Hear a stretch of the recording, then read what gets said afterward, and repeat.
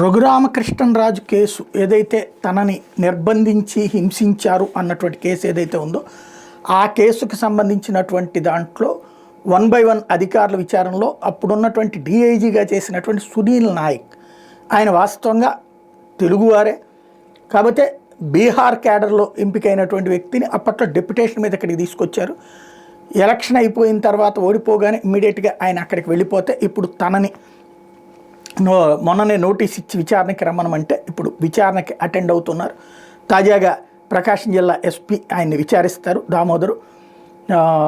ఏదైతే ఆ రోజున ఏం జరిగింది అన్నటువంటి ఇప్పటి వరకు ఏ ఒక్కళ్ళు కూడా డైరెక్ట్గా రఘురామకృష్ణరాజుని మా ఎదురుగుండా కొట్టారని కాకుండా ఎవరికి వాళ్ళు చెప్తున్నది అప్పుడేదో పైన కేక విన్నాం, అరుపు విన్నాం, ఎవరో వచ్చారన్నారు, అది మాకు తెలియదు, ఇట్లాంటివి చెప్పుకొస్తున్నారు.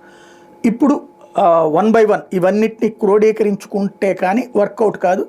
ఫైనల్గా ఆ కేసులో జగన్ దగ్గరికి వెళ్ళాలి అన్నటువంటిది ప్రధానమైనటువంటి లక్ష్యం. అది ఈ వీళ్ళందరి వాంగ్మూలాల ద్వారా అన్నటువంటిది. ఇప్పుడు మరి అందులో సునీల్ నాయక్ ఏం చెప్తారనేది చూడాల్సి ఉంది.